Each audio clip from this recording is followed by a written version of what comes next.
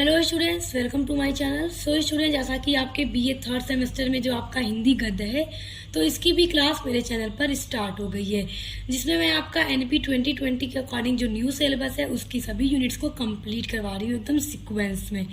तो unit number 1 हमने पूरा कंप्लीट कर लिया है। हमने यूनिट नंबर 2 स्टार्ट कर दिया है और यूनिट नंबर 2 पर ऑलरेडी कई सारी वीडियोस मैंने अपलोड कर दी हैं, क्योंकि स्टूडेंट्स देखिए, आपके एक एक यूनिट के अंदर काफ़ी लंबे लंबे ज़्यादा टॉपिक हैं, तो इसीलिए वीडियोस जो हैं आपके यूनिट्स जो है कई पार्ट में कंप्लीट हो रही हैं।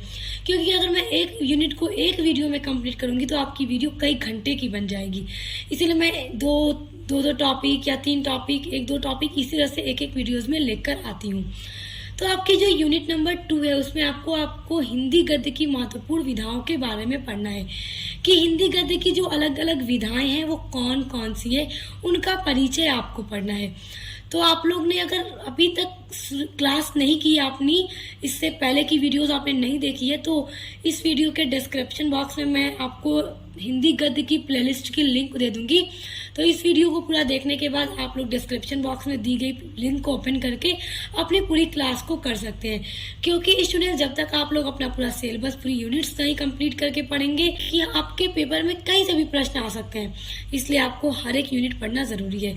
और जब आपको सब कुछ मिल रहा है अच्छे से नोट्स के साथ, तो आप लोग उसको अच्छे से पढ़िए, अच्छे से एग्जाम दीजिए और अच्छे अच्छे मार्क्स लेकर आइए। देखिए, आपका यूनिट नंबर 2 में एक और हिंदी गद्य की विधा है डायरी। तो हम आज की वीडियो में डायरी के बारे में पढ़ेंगे और एक और विधा है आत्मकथा। तो आज की वीडियो में हम डायरी और आत्मकथा, इन दोनों विधाओं के बारे में पढ़ेंगे। तो चलिए सबसे पहले डायरी देखते हैं। डायरी नाम से ही आपको समझ में आ रहा होगा कि डायरी होती क्या चीज़ है। देखिए, डायरी जो है वो एक अंग्रेजी भाषा का ही शब्द है, क्योंकि हम इसको हिंदी में भी डायरी और इंग्लिश में भी हम इसको डायरी ही बोलते हैं, और डायरी इंग्लिश का ही एक शब्द है। और जो डायरी शब्द है वो लैटिन भाषा के डायस शब्द से बना हुआ है, और डायस का मतलब होता है संस्कृत भाषा के दिवस। देखिए, संस्कृत में एक शब्द होता है दिवस। दिवस का मतलब होता है दिन, जैसे कि प्रतिदिन जो होता है ना, रोज डे, हर रोज, डे बाई डे, दिन, उसी को दिवस बोलते हैं संस्कृत में, और लैटिन भाषा में उसको डायस बोलते हैं, और उसी डायस से बना है डायरी शब्द। देखिए, दिवस शब्द का समानार्थी है, यानी डायस या दिवस दोनों एक दूसरे के समानार्थी शब्द हैं। डायरी के लिए हिंदी भाषा में कई सारे शब्दों का यूज किया जाता है, जैसे दैनिकी, दैनंदिनी, रोजनामचा, इन सभी को हिंदी में बोला जाता है। जैसे कि अगर हम इंग्लिश में कहें तो डायरी, हिंदी में हम दैनिकी कह सकते हैं, दैनंदिनी कह सकते हैं और रोजनामचा कह सकते हैं।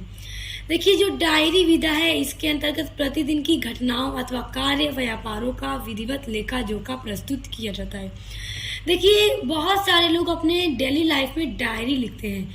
आज अगर सुबह से लेकर शाम तक, रात तक जो कुछ भी उनके साथ होता है, उनमें से जो भी चीजें उनको लिखनी होती हैं, तो सब कुछ डेट के साथ, पूरा जगह के साथ ना डाल करके लोग अपने पूरी दिन की घटनाओं का वर्णन डायरी के अंदर करता है। इस प्रकार हम यह कह सकते हैं कि डायरी जो है वो प्रतिदिन के कार्य या फिर व्यापारों एवं घटित घटनाओं का व्यवस्थित विवरण होता है। कोई व्यक्ति अपने व्यापार से रिलेटेड जो भी चीजें डे बाई डे डेट डालकर लिखता है, जैसे कि हम बिजनेस करते हैं, हमारी एक दुकान है किसी भी चीज की, चलिए किराने की दुकान है, तो हम गल्ला बेचते हैं। हम आज जितना भी सौदा करेंगे सबको हम डेट डाल के लिखते चले जाएंगे, और अगर हम अपने जिंदगी की घटनाओं को लिखते हैं तो हम उसमें घटनाओं का पूरा वर्णन करते हैं। और देखिए, डायरी जो लेखक होता है, जो डायरी को लिखने वाला होता है, उसमें घटनाओं के साथ कि उसके साथ साथ क्या क्या घटित हुआ पूरे दिन में, उसके साथ साथ वो उसकी डेट को, तिथि को और जगह यानी स्थान को भी लिखना जरूरी है। यानी कि डेट और प्लेस दोनों को डायरी में घटना के साथ मेंशन करना होगा, तभी तो बाद में पढ़कर पता चलेगा इस डेट में ये हुआ, इस जगह पर ये हुआ। देखिए, डायरी लेखन जो है वो साहित्यिक और ऐतिहासिक दोनों तरह की हो सकती है। देखिए, जो साहित्यिक डायरी होती है इसमें लेखक स्वयं का व्यक्तित्व मुखरित होता है, जिसमें साहित्यिक डायरी ऐसी होती है जिसमें जो लिखने वाला लेखक है, जैसे अगर आप डायरी लिख रहे हैं जिसमें आप अपनी जिंदगी की पूरी घटनाओं को डे बाई डे रोज लिखते हैं, तो उसमें आप स्वयं को, अपने आप के बारे में ही पूरा लिखेंगे। तथा ऐतिहासिक डायरी ऐसी होती है जिसमें जो लेखक होता है वो किसी घटना का पूरा वर्णन करता है। घटना की यथार्थता की प्रधानता रहती है, जिसमें वो किसी भी जगह की घटनाओं का वर्णन करता है। तो याद रखिएगा कि डायरी दो तरह की होती है, एक साहित्यिक और ऐतिहासिक। और स्टूडेंट्स, अगर आप किसी कंपटीशन एग्जाम की भी तैयारी कर रहे हैं तो उसमें भी अगर आप हिंदी सब्जेक्ट को ले रहे हैं तो आपके लिए सभी टॉपिक बहुत ज़्यादा इम्पॉर्टेंट होगा। तो इसीलिए आपके थर्ड सेमेस्टर हिंदी गद्य के पॉइंट ऑफ व्यू से भी इम्पॉर्टेंट है। और अगर आप इसी के साथ साथ कंपटीशन एग्जाम की तैयारी कर रही है तो ये सभी विधाएं आपके लिए बहुत महत्वपूर्ण है। अब हम देखेंगे डायरी की विशेषताएं, कि डायरी की क्या क्या कैरेक्टरिस्टिक्स या फिर क्या उसके फीचर्स हैं, क्योंकि एग्जाम में विशेषताएं भी जरूर पूछी जाती हैं। पहली विशेषता यह है कि डायरी में दैनिक जीवन की विभिन्न घटनाओं को कलात्मक ढंग से प्रस्तुत किया जाता है, यानी कि एकदम अच्छे से उसको लिखा जाता है, एक सीक्वेंस में लिखा जाता है। यानी कि ये बस उल्टा सीधा लिखते चले गए। जब कोई अपनी घटनाओं को लिखता है तो वो अपनी ही डेली की लाइफ को लिखता है, मगर इस तरह से वो वर्ड्स को यूज करके लिखता है कि पढ़ने में भी काफी रोचक लगता है। दूसरी विशेषता यह है कि डायरी लेखक, जो लिखने वाला लेखक है, वो अपने मन में उत्पन्न विचारों एवं भावों का भी यथार्थ चित्रण करता है। जो आप अगर अपनी डायरी को लिख रहे हैं तो उसमें आपके मन में जो भी ओपिनियन, जो भी विचार, जो भी आइडियाज आ रहे हैं, जो भी आपकी फीलिंग्स हैं, आप उन सभी को भी अपनी डायरी में लिखेंगे। तो ये भी एक डायरी की विशेषता है। डायरी की तीसरी विशेषता यह है कि डायरी में विस्तार के स्थान पर संक्षिप्तता होनी चाहिए। संक्षिप्तता का मतलब डायरी में जो भी टॉपिक हम लिख रहे हैं, क्योंकि डायरी जो लिखते हैं वो रोज की घटनाओं को लिखते हैं, तो बड़े में न करके उसको इस अंदाज से लिखना चाहिए कि बात भी पूरी हो जाए और छोटे में हो, संक्षिप्त हो। लेकिन संक्षिप्तता के लोभ में कुछ भी अस्पष्ट नहीं होना चाहिए। कहने का ये मतलब है कि अगर आप छोटे में लिख देंगे, संक्षिप्त करके लिख देंगे, तो हो सकता है कुछ घटनाएं आप लिखना छोड़ दें या पढ़कर समझ ना आए। छोटे शब्दों में लिखना है और इस अंदाज से लिखना है कि सब कुछ पूरा भी हो जाए और छोटा भी, और पढ़कर क्लियर भी हो जाए, समझ में आ जाए। ये डायरी की बहुत ही इम्पोर्टेंट विशेषता है। चौथी विशेषता यह है कि डायरी एक तरह से आत्मकथा का ही रूप है। देखिए, ये आत्मकथा का रूप इसलिए है क्योंकि आत्मकथा क्या है, जिसमें लेखक अपने ही जिंदगी की पूरी कहानी का वर्णन करता है, और डायरी को लिखने वाला भी अपने जिंदगी की ही कहानियों का वर्णन अपने डायरी में करता है। क्योंकि डायरी में लेखक अपने अनुभव, किसी घटना या दृश्य का ही वर्णन करता है। जैसे अगर आत्मकथा की बात करें तो आत्मकथा में भी राइटर अपने एक्सपीरियंस को, अपने किसी इवेंट, किसी घटना का वर्णन करता है, और डायरी में भी लेखक इन्हीं सब बातों का वर्णन करता है। तो एक तरह से हम देखें तो डायरी और आत्मकथा लगभग एक दूसरे के सिमिलर हैं। पांचवी विशेषता यह है कि डायरी में लेखक सभी प्रकार की घटनाओं का, व्यक्तियों का तथा वस्तुओं के प्रति अपनी प्रतिक्रिया व्यक्त करता है। अगर डायरी में कोई व्यक्ति कुछ भी लिख रहा है, किसी घटना को, किसी व्यक्ति के बारे में या किसी वस्तु के बारे में लिख रहा है, तो उसको इस तरह से लिखेगा कि वो अपनी जो भी फीलिंग्स, जो भी प्रतिक्रियाएं हैं, उनको भी डायरी में लिखेगा, ताकि कलात्मक अंदाज में वो लगे, पढ़ने में वो रोचक लगे। उसके बाद जो छठी विशेषता है वो ये है कि डायरी लेखक का प्रमुख उद्देश्य आत्मालोचन ही है। आत्मालोचन का मतलब होता है कि जैसे अगर मैं डायरी लिख रही हूँ जिसमें मैं अपनी डेली की लाइफ को लिख रही हूँ, तो मैं उसमें लिख कर उसको अगर पढ़ूंगी तो हो सकता है मुझे उसमें कुछ चीज़ें ऐसी लगे जो कि मैं ऐसा लिख रही हूँ जो मुझे देखकर लगे मुझे इस काम में सुधार करना चाहिए। देखिए, इसके माध्यम से व्यक्ति अपने कार्यों का मूल्यांकन करके अपने दोषों को सुधारने का प्रयास करता है। क्योंकि अगर आप अपनी डायरी को लिख रहे हैं, उसमें जो भी आप अच्छा आज किए होंगे, कुछ बुरा किए होंगे, तो आप सारी चीज़ों को लिखेंगे। जो आपके साथ बुरा हुआ होगा, आपने किसी के साथ अच्छा किया होगा, आप हर चीज़ को मेंशन करेंगे डायरी में। तो उसको लिखने के बाद आप जब उसको दोबारा से पढ़ेंगे तो आपको लगेगा कि यार ये जो कार्य मैं कर रहा हूँ या कर रही हूँ, इससे आपको लगेगा ये सही नहीं है। तो उससे क्या है, आपके अंदर जो भी कमी होगी, जो भी दोष होगा, जो भी गलतियाँ होंगी, आप उनको सुधारने की कोशिश करेंगे। तो ये कुछ विशेषताएं हैं डायरी की जो कि बहुत इंपॉर्टेंट है, एंड आई होप आप समझ गए होंगे। तो डायरी के बारे में तो सब कुछ क्लियर हो गया। आइए अब हम आत्मकथा के बारे में पढ़। देखिए, आत्मकथा का मतलब होता है ऑटोबायोग्राफी, यानी सेल्फ लाइफ रिटन, यानी कि अपनी ही जिंदगी को खुद से लिखना। देखिए, आत्मकथा का जो शाब्दिक अर्थ है, जो मेन मीनिंग होती है आत्मकथा की, वो होती है अपनी कहानी। इसमें किसी व्यक्ति द्वारा स्वयं अपनी ही जीवन की कहानी को लिखा जाता है। अगर आप अपने जीवन में जो कुछ भी हुआ, किसी भी घटना का पूरा वर्णन करेंगे कि मैं उस जगह पर यहाँ से एजुकेशन ली, मुझे यहाँ पर इन लोगों से मिलकर ये अनुभव हुआ, मैं अपने इन टीचर से ये सीख ली, उन टीचर से ये सीख ली, उस जगह पे जब मैं गया तो मेरे साथ ये घटनाएं घटित हुई, इससे मुझे ये अनुभव मिला, मुझे ये सबक मिला।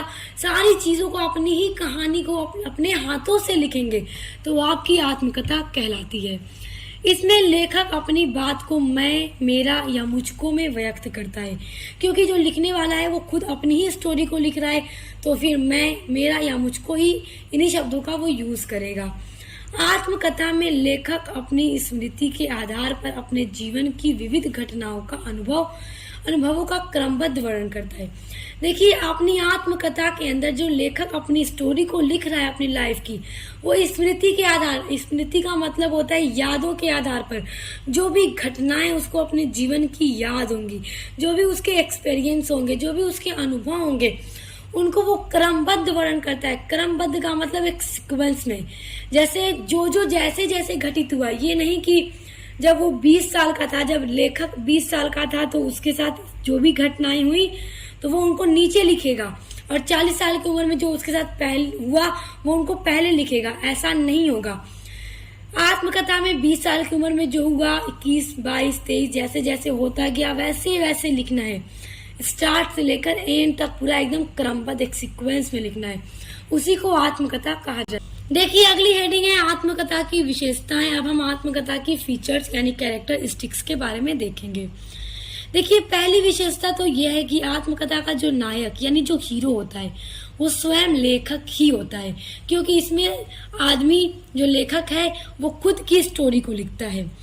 दूसरी विशेषता यह है कि आत्मकथा के लेखक को अपने जीवन से संबंधित घटनाओं और परिस्थितियों का वर्णन पूरी ईमानदारी से करना चाहिए, कि वो जो भी अपने बारे में लिख रहा है अपनी आत्मकथा में एकदम ईमानदारी से और सच्चाई से लिखना चाहिए। कुछ भी बना कर अपने हिसाब से झूठ या गलत नहीं लिखना चाहिए, क्योंकि ईमानदारी और सच्चाई ही आत्मकथा का मूल प्राण है। क्योंकि जो आत्मकथा है इन्हीं पर बेस्ड होती है, ईमानदारी और सच्चाई पर। इनमें कहीं पर भी झूठ या फिर बनाकर नहीं लिखना चाहिए। तीसरी विशेषता यह है कि आत्मकथा प्रामाणिक कथ्यों पर आधारित होती है, इसमें काल्पनिकता का कोई स्थान नहीं। देखिए, सबसे इम्पोर्टेंट विशेषता तो यही है, क्योंकि राइटर जो लिख रहा है अपनी स्टोरी को, अपनी लाइफ की स्टोरी को, जो कुछ भी उसके साथ हो चुका है, जो भी घटनाएं घटित हुई हैं, जो भी उसके एक्सपीरियंस है किसी चीज को लेकर, वही अपनी आत्मकथा में लिखेगा। वो सच्चाई पर आधारित होती है, जो कुछ हो चुका है उसके साथ, ना कि काल्पनिकता। काल्पनिकता का मतलब ये नहीं कि मैं ये सोच रहा हूँ और वो मेरी आत्मकथा में खुद लिखे और वो अपनी आत्मकथा में लिखे, नहीं, इसमें काल्पनिकता का कोई स्थान नहीं होता। इसमें जो कुछ उसके साथ हो चुका है उसी को लिखना होता है। चौथी विशेषता यह है कि आत्मकथा की जो शैली है उसमें प्रभावोत्पादकता होनी चाहिए, जो पाठक के मस्तिष्क और अंतर मन पर पूरी तरह छा जाए। यानी कि जब कोई लेखक अपनी आत्मकथा को लिख रहा है तो उसमें इस तरह की शैली का यूज करना चाहिए जो कि जो पढ़ने वाला रीडर है, जो उसकी आत्मकथा को पढ़ रहा है, तो जब वो उसको पढ़े तो उसके दिलो दिमाग पर वो पूरी स्टोरी एकदम छा जाए, जिससे वो प्रभावित हो सके। तो ये कुछ विशेषताएं आत्मकथा की हैं। आई होप आप इनको समझ गए होंगे, क्योंकि आपके एग्जाम के लेवल से और आपके कंपटीशन एग्जाम के लेवल से बहुत ज्यादा इम्पोर्टेंट है। अगला हेडिंग है आपका आत्मकथा के प्रकार। देखिए, आत्मकथा कितने तरह की होती हैं, ये बड़ा इम्पोर्टेंट है और अक्सर एग्जाम में पूछा भी जाता है। तो देखिए, ये 3 तरह की होती हैं, धार्मिक वृत्ति प्रधान, राजनीतिक वृत्ति प्रधान और तीसरी है साहित्यिक वृत्ति प्रधान। अब इनका एग्जाम्पल देखते हैं कि धार्मिक वृत्ति प्रधान। देखिए, वियोगी हरि की आत्मकथा है मेरा जीवन प्रवाह।